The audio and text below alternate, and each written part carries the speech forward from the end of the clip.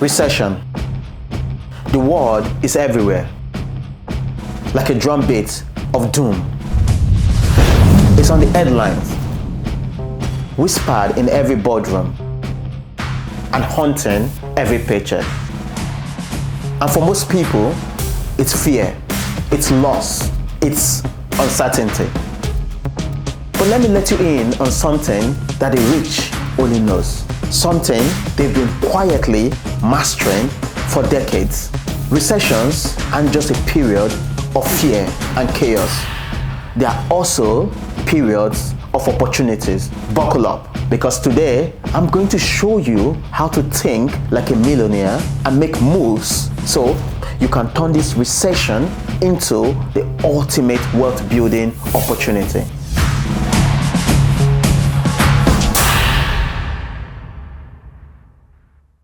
But before we begin, do me a favor and hit that like button if you're ready to find strength in this storm, and subscribe for more content on building wealth no matter the economy. How do the wealthy always come out on top when everyone else is struggling? Well, let's start with some jaw-dropping facts. During the COVID-19 pandemic, the world's 10 richest men doubled their fortune, while the rest of humanity saw their income plummet. That's right. Oxfam reported that these 10 men made more money during a global recession than most of us will ever see in a lifetime. And it's no different in past recessions either. In 2008, during the financial crisis, the numbers of billionaires actually doubled in the year that followed, according to CNBC. How is this even possible? What do they know that we don't? Or maybe the more question we should be asking is, how can we do the same? These guys see recession as moments to move, moments to strike, a moment to invest in what everyone else is ignoring. They are buying what the fearful are selling, seeing potentials where others see despair. And here's the great news. This mindset is something you too can adopt. You don't need millions to think like a millionaire. Millionaires don't see recession as the end of the world. They see them as an economic winter, a tough season, but sure, one that followed by spring. And here's how they think. Which stocks are undervalued? Which businesses could be bought for a fraction of their worth? Where is the next opportunity?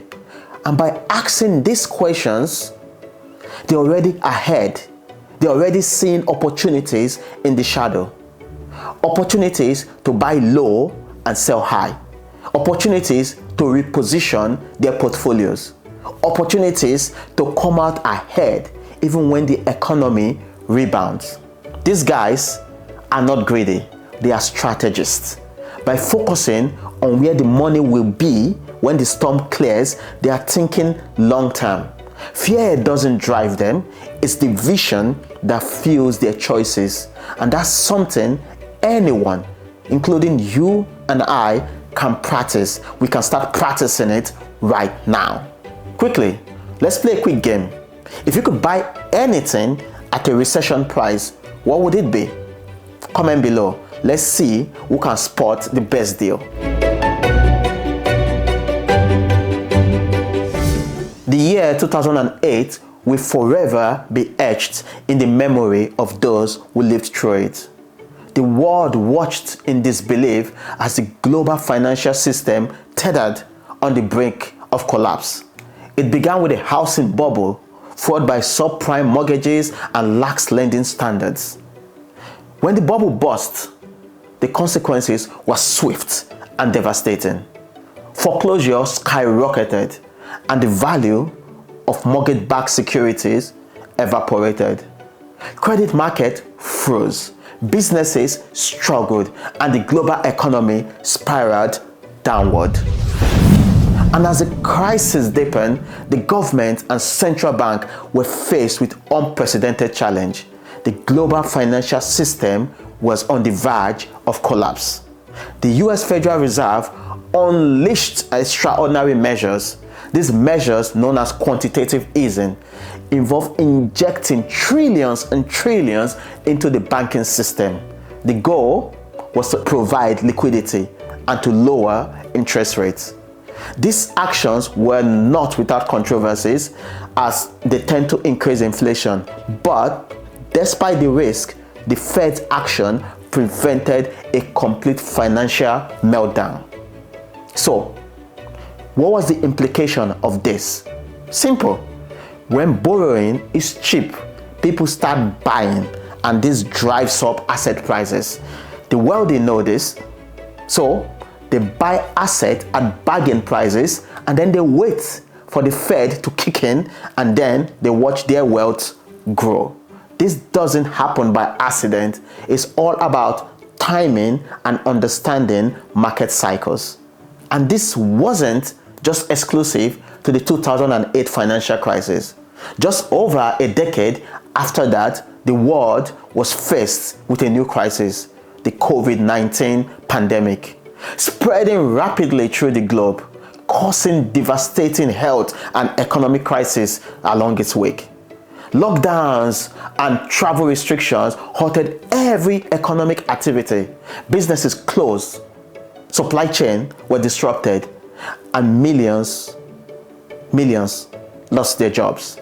The stock market plunged over 30% in weeks. The speed and severity of the downturn caught many by surprise.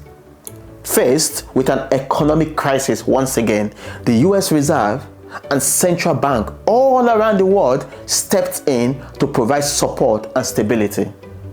Learning from the 2008 financial crisis, they acted with such unprecedented speed, deploying a massive arsenal of monetary policy tools. They slashed interest rates to near zero. They make borrowing very cheap for businesses and individuals. They launch a massive asset purchasing program, thereby injecting trillions into the economy. You see, this intervention had a profound effect on the market.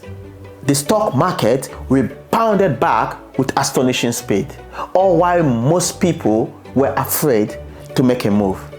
Those who saw opportunity, however, watched their wealth climb as asset prices surge.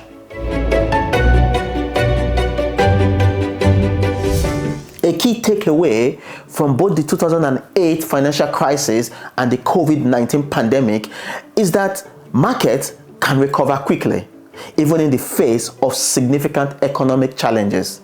The speed and scale of the recovery can catch many off guard, especially those who are focused solely on short-term pains. And here's where the millionaires really separate themselves. They play the long game.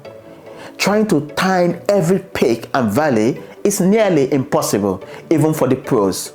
But staying invested in quality assets for the long term, well, that's where real wealth is built. The people who try to sell everything during the 2008 and 2020 crisis, well, they missed the rebound.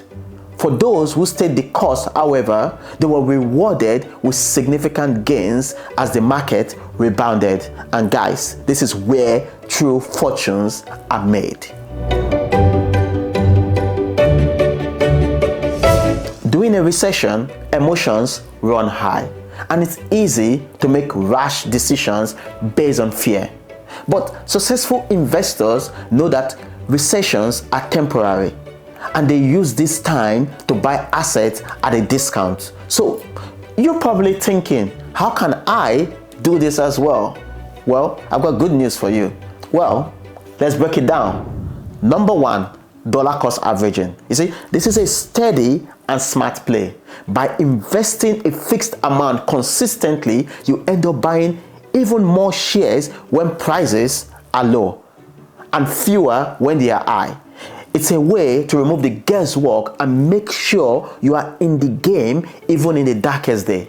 Secondly, you need to focus on what they call recession-resilient industries. See, people will always need food. People will always need utilities. People will always need healthcare. These industries don't crumble just because there's a recession going on. Instead, they offer stability and even growth. And if you want to build a strong portfolio, look at sectors that people rely on no matter what. And number 3 is staying liquid. You see, while it's important to stay invested, it's also wise to have some cash on hand. See, this allows you to take advantage of opportunities as they arise, such as buying assets at a bargain price. So having liquidity also provides a sense of security during uncertain times. For example, if you have an emergency fund in place, you are most likely not to panic and make impulsive decisions while the market makes a downturn. So the key is to strike a balance between staying invested for the long term and having enough liquidity to weather short-term challenges. And I'm sure there are many more practical strategies I haven't mentioned or explored myself. So if any comes to mind as you watch this, drop it in the comment below. But here's the thing, guys, recession, they come and go, but they don't have to destroy your finances. In fact, they can set you up for huge gains if you approach them with the right mindset. Millionaires don't get rich by running away from tough times. No, they get rich by seeing opportunities where others see disaster. And you know what else is becoming a disaster as we speak? Well, it's the US dollar. It's collapsing right now, but most people don't even realize it. But the rich, they know this. Oh, and they are making moves. And I made a video explaining this in details. So if you want to be in the know, you can watch that video because it's coming up right now.